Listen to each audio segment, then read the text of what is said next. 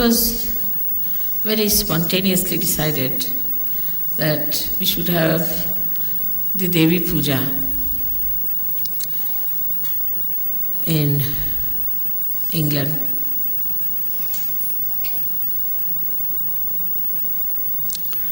And this is the place where really Devi Puja should be, because it's the place of Sadashiva and where Adi Shakti should be worshipped.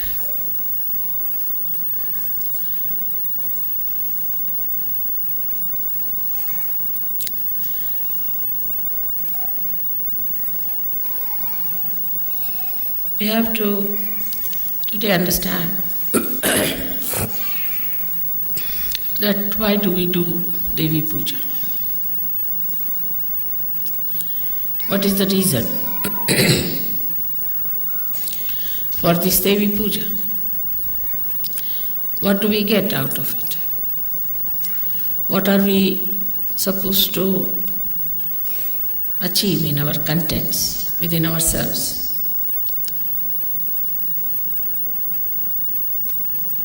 The first thing is that Kundalini is the Devi. She is the reflection of the Adi Shakti. So when you worship Devi, first you worship also your own Kundalini by giving her credit, because she has given you this realization. It's much deeper understanding than normally people have about the Devi Puja, because they are not realized souls. Their Kundalini knot is awakened. So normally when they do Devi Puja, it's for the purpose of getting realization, so that the Devi should be pleased, prasanna, and should give them realization, or must give them a chance to get to somebody who will give them realization. But you are at a different level now. So it's more of a thanksgiving to your own Kundalini and to Adi Shakti, glorifying that whatever has happened so miraculously is because of the Kundalini which was within you, which was reflected by the Adi Shakti. But one has to know that only we are realized souls is not the point. Only that we can feel the vibrations is not the point. That we can give realizations to others is also not the point. Then what is it? Very important is the content within us. What do we have within us is the point. These are all the expressions of what we have within. Supposing somebody is generous, then know that he is a rich man. Otherwise he cannot be. So the content within us, we have to see. And when we start seeing the content,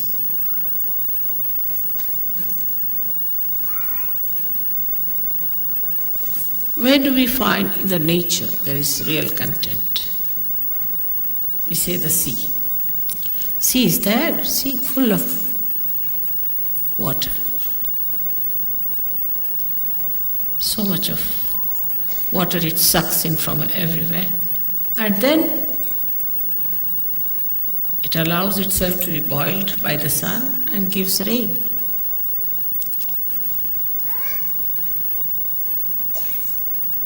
But sea is the lowest level,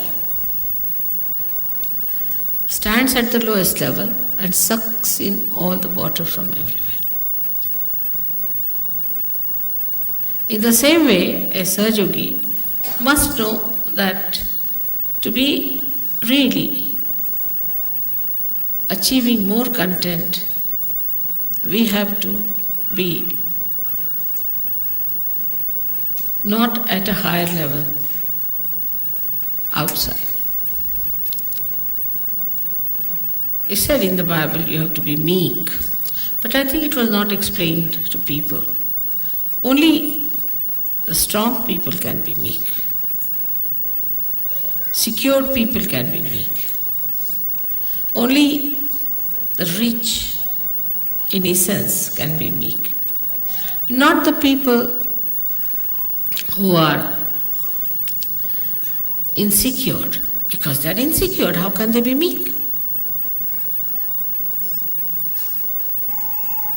And not the people who we think are rich, so-called. Because if they are rich, they are not generous, they are not satisfied, they are not philanthropic.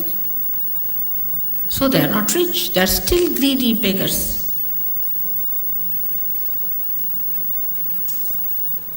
So the content within us is to be seen. What is our content?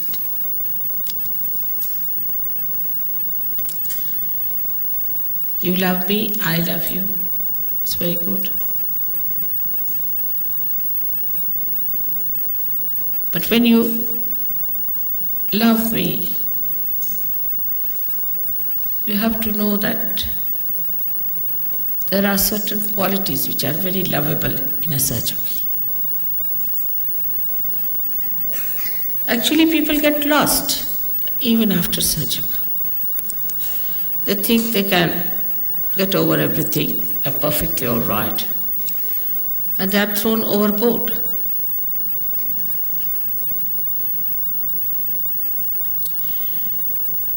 So when we say that we have to be meek, this is a content. The humility is a content. Try to that. Try to be humble with someone. You like yourself.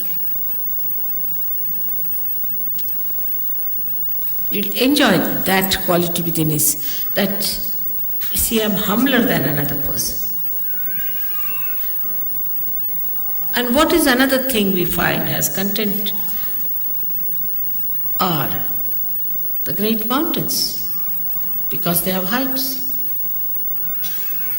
And they are the only ones who can capture the clouds.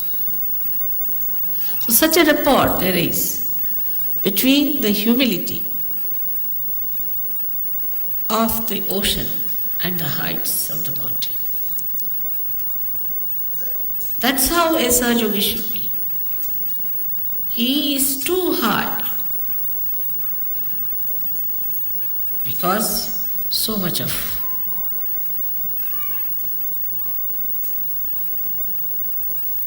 content is there in that ocean. Then it has become beautiful, like clouds. And touched his height, his Kailasha, where resides the Shiva. So it's so joy-giving. Of course, as you have painted me there, it's true, that was my situation once upon a time. Today also it is my situation, no doubt, in a very subtle manner, because there's so much of negativity. And I have to work it out on all kinds of levels.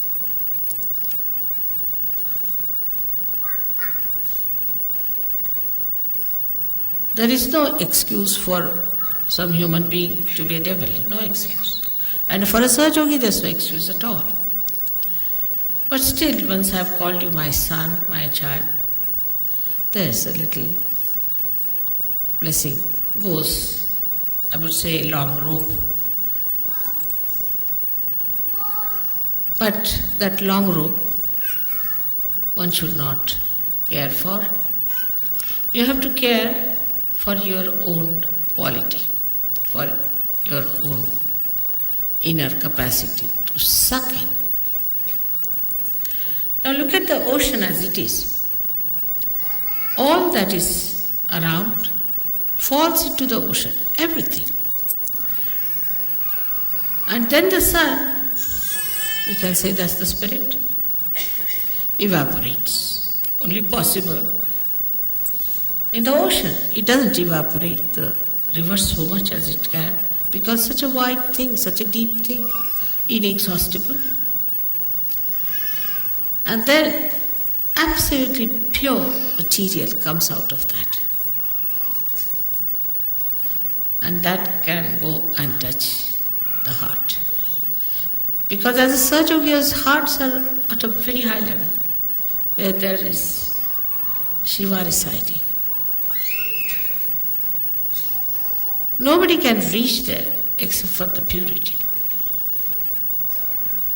And unless and until you have that largeness, that depth, that humility, and the maryadas, you know that sea never leaves its own maryadas.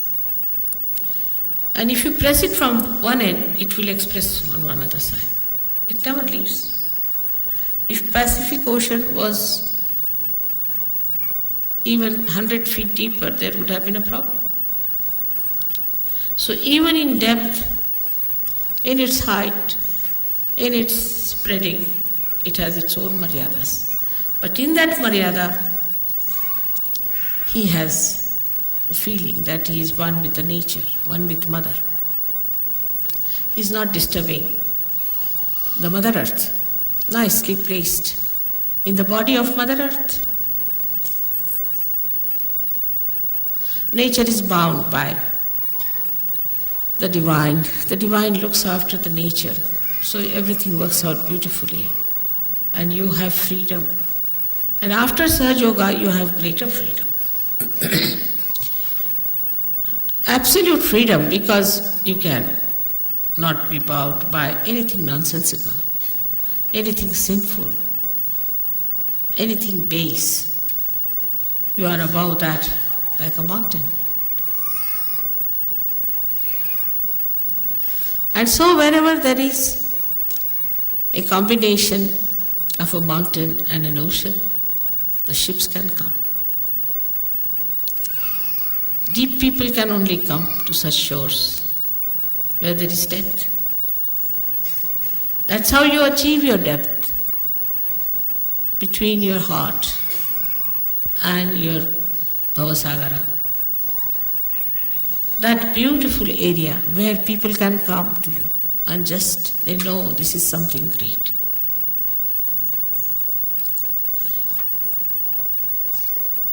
Everybody knows that. You have seen that I'm like any other woman to look at. I don't know, you might think I'm different, but normally. But how many people come to my program? How do they come to my program?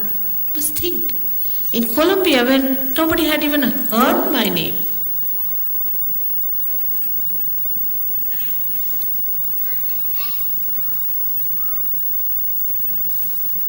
thousands came, very surprising. And people had no place to sit. In Russia, where, no question of they knowing my name, there are no books published, nothing.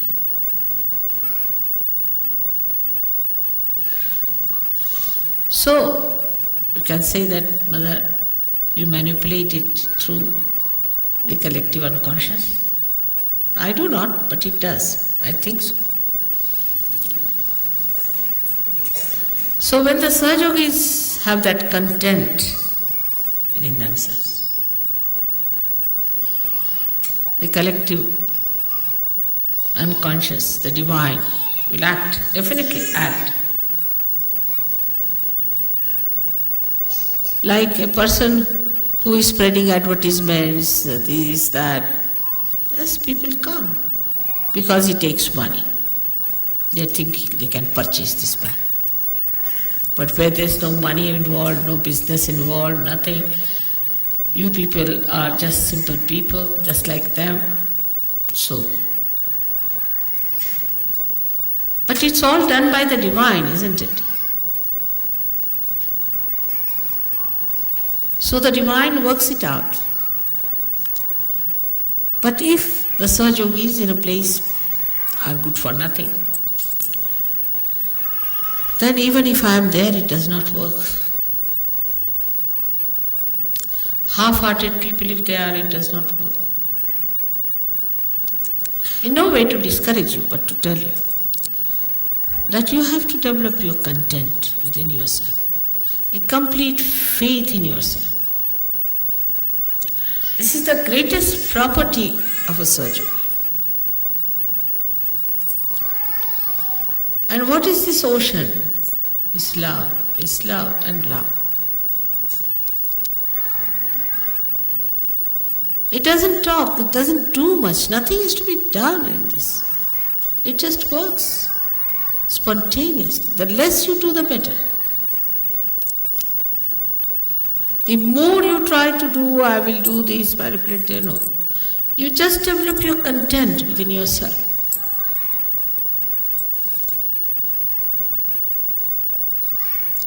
And imagine you are also lucky. You have so many provisions which nobody had. They had to go into jungles, they had to take all the wrath of their gurus and nobody to protect them. And they never had Adi Shakti to worship. So you have Adi Shakti with you, whose power is all this divine. So you are at such an advantageous position. But first you must realize. So when we say we should have content, then the vessel has to be strong. Otherwise, everything will break. And this strength is the one you should know, that you are completely protected. No one can harm you. They'll try. This has to be, otherwise how will you test whether you are absolutely safe or not? So somebody has to try some tricks just to see, and for you to watch how you are successful. Without doing anything, you'll be amazed, everything will be cleared out. And you'll not know how things have cleared out, how things have worked out.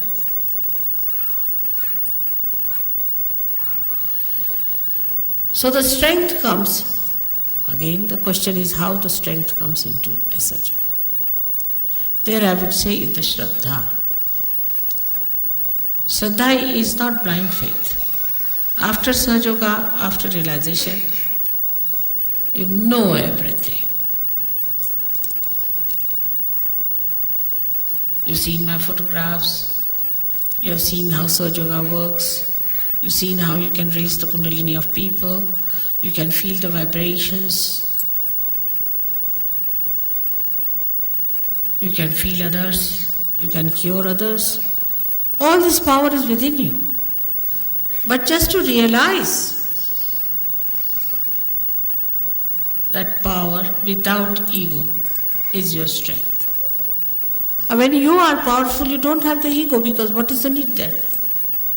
Ego is there only when you don't have power, because you want to have more. But when you are fully there, there's no ego. So this power is to be ascertained first, to find out whether you are powerful or not, to find out first. And then, like if I have to sit on the chair, I'll see, is it all right or is it shaky? Oh, it's all right, I can sit on this.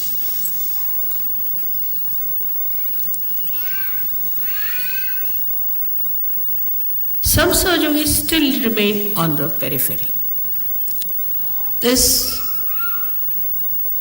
sometimes a very big gap between some who have reached great heights and some who are outside.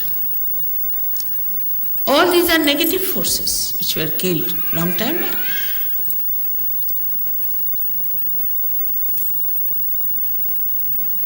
Only one Shakti was sufficient to kill them. Of Kali Shakti, Durga Shakti. But you have so many of them. You have Mahalakshmi Shakti.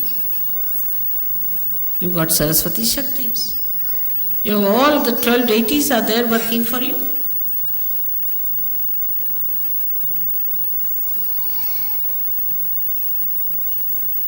So, realizing it is the meaning that you must have complete faith in yourself. If you still doubt yourself, that's also a human quality. I mean, a dog knows that he's a dog. He doesn't doubt that he's a dog or a cat, does he? Or a tiger knows he's a tiger and he knows what capacities he's got. It's only the human beings have got, apart from other stupid qualities, is one this that they can doubt themselves.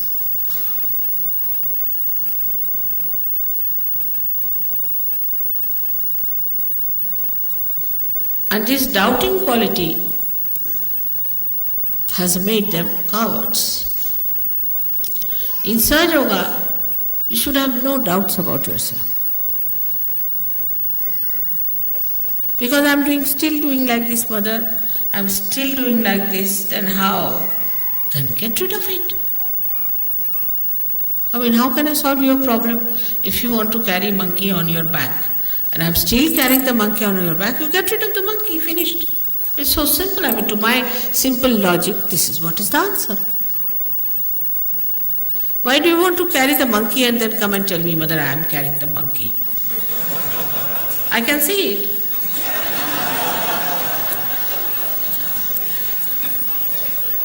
Get it off your head. Get it off your back. It's very simple. You are a Sahaja Yogi.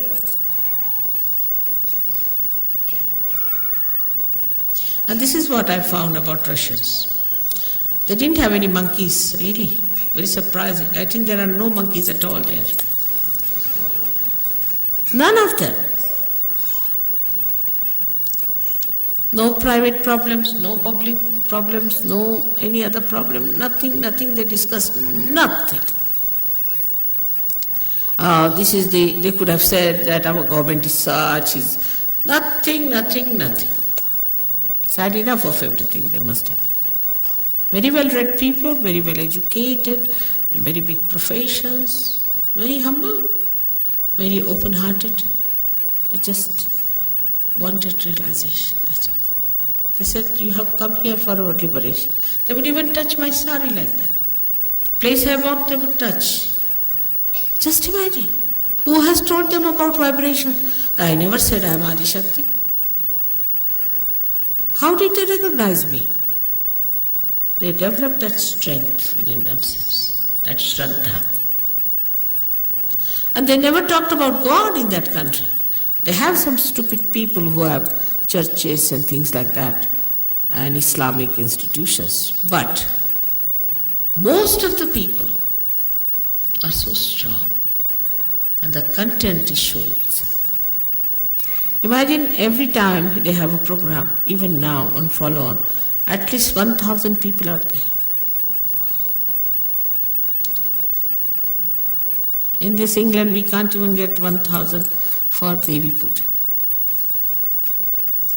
And they come all the way from thousands of miles, from Siberia, this, that. And they have booked themselves because they are the halls you have to pay for.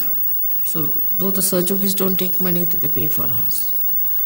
But the mediocrity, to be on the periphery, not to work it out, take it easy, not the way for Sahaja.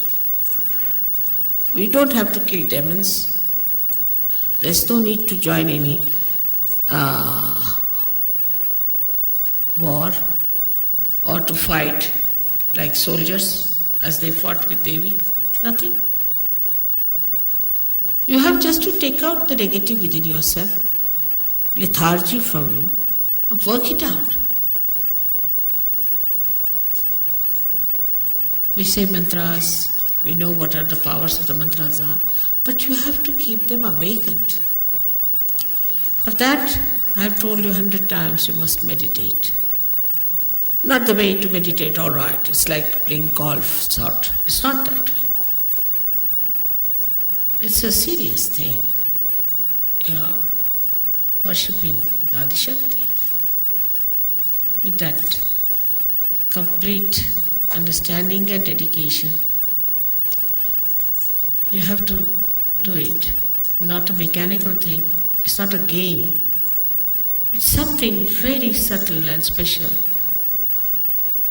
In no action we can describe it.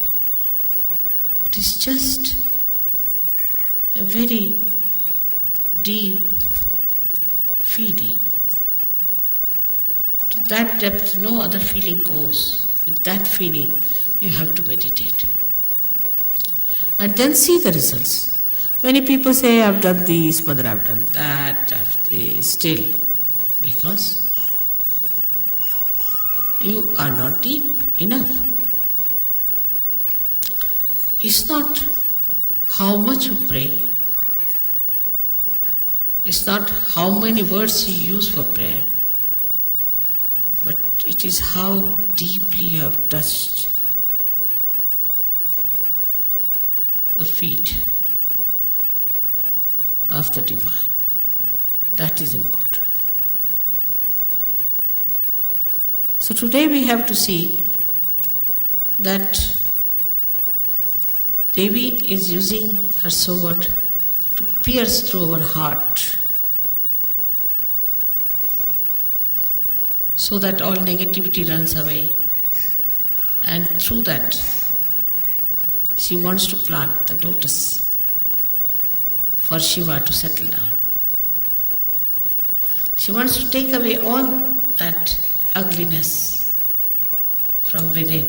It's like an operation, but so delicate and so beautifully done. You never even felt it.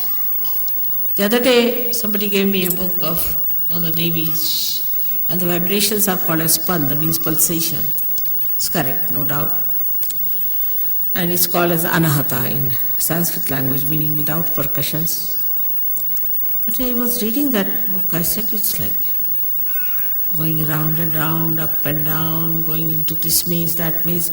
How can anybody understand this book is so drama? While I have said all these things are much more than this, and they know it so easily. If you read that book, 2 pages you'll get a headache, I tell you. But how the whole knowledge of Sahaja Yoga has come to you so beautifully. It's very remarkable.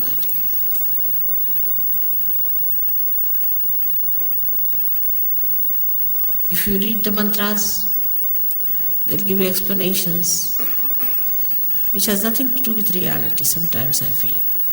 But even if it has, it's so circuitous, so complicated.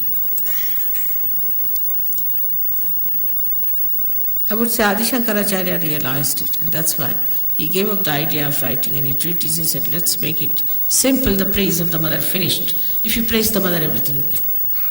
But that's not, I find that's not so. It's easy. See, human beings are great experts. They can be just like radios, praising. Nothing goes inside the heart.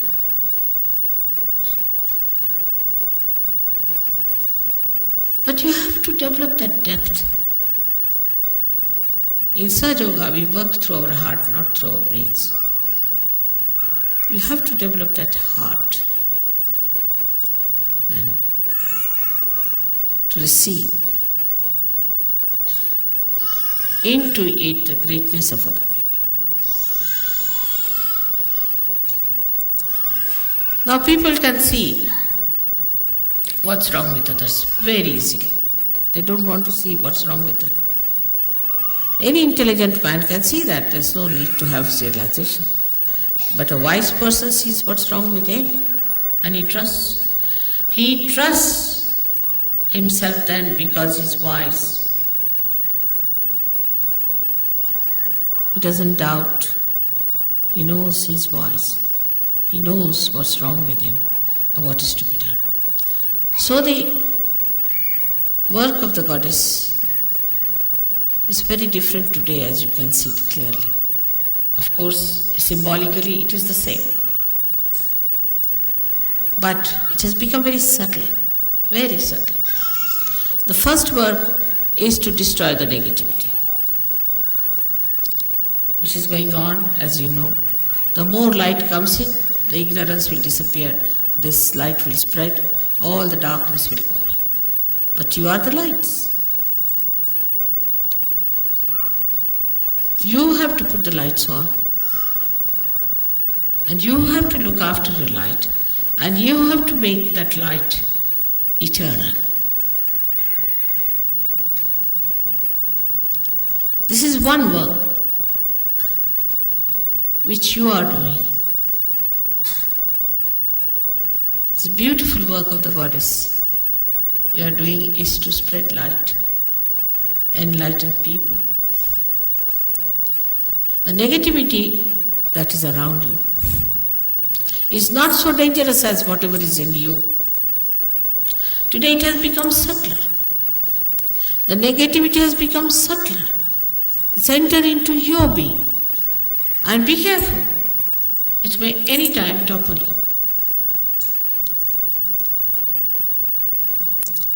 Even one step you do not put right when you are climbing up, you can go down. So one has to be alert, without tension. You have to be alert without tension. And the alertness grows when the light goes within, you start seeing. Immediately you see, oh, that's it. So, I, the so and so, that's it. And you know how to correct it. And you know how to put it right. And immediately you take to it. Like a good sari now has something fallen on it. Immediately you clean it. In the same way, we have to be very, very alert. Daksha is the word for that. Now this was the work of the Goddess before. Goddess used to give enlightenment and Goddess used to be alert for you. She would sit like a tigress for her children. They are praying, they are doing puja, they are doing some sort of a home, havana, so the Goddess would sit down, protect them from all negativity coming, all rakshasas coming, kill them, just do that. But that stage is gone now. Now she's entered into you. So you have to kill your negativity, you become as powerful as your mother. No negativity can touch you. So you can give realization, you got that power very well. And you can watch your defects more than that of others. And you try to put them out because they are not good, they are not for your benevolence, they are not for your ascent. By that, nobody is going to gain. At the collective level, it just works automatically. You don't have to worry. It comes to culmination and a person goes out. As if somebody runs up like a blind fellow on a cliff and jumps down. You don't have to worry too much about this. It just works. You have seen it has worked that way.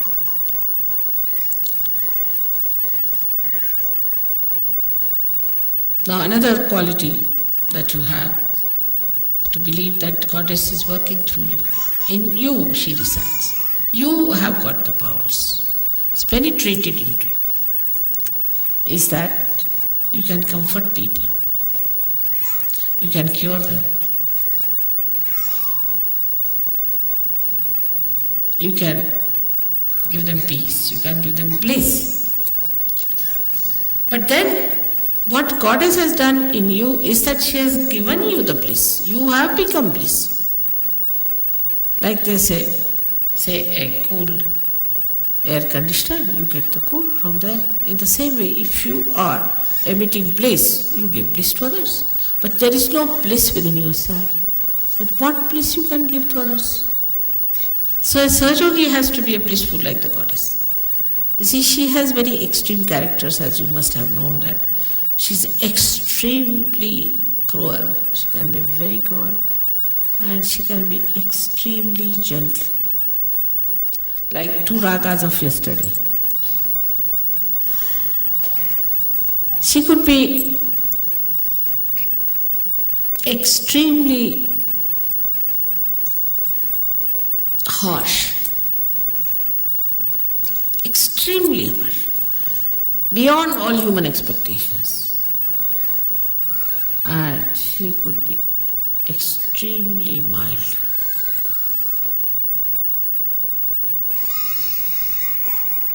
So this harsh part we need not have. It will just work. This part is only kept for the divine. You just take to the other side. Let this harsh part be looked after by the divine. After all, divine also must do some work. If you do all the work, then what will divine do?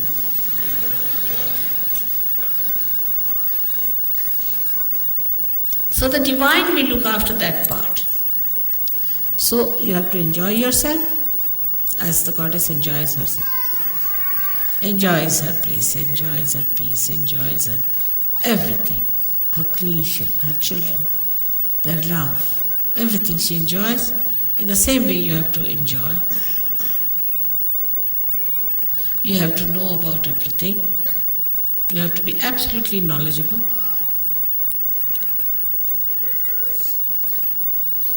And nothing more is needed but just to say that, oh divine, please protect us at the most.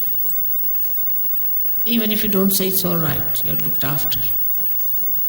The divine is working round the stage. You see, you don't see it. It's all there invisible. And you are on the stage. So they are looking out what to focus light, where to put, what light to put, what is to be done, what is to be changed around, everything they are arranging. You are nicely here. So you need not do all that work.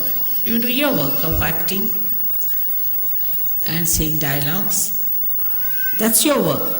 Let them do their jobs. They are doing very well. They are excellently placed and they are experts. So to leave certain things into the hands of the divine is what we call as surrender. And that much of is if done, then most of your things will work out so miraculously. You'll be amazed how, Mother, how it has worked out. We never expected how things we got it done. There's a very, very big force working. The force, the energy, which is the source of all the energies, which has created this great universe, which has created this Mother Earth, created this sun, which has created you very delicately. This force is working. And that force is looking after you. So proud of you that you have come on the stage now.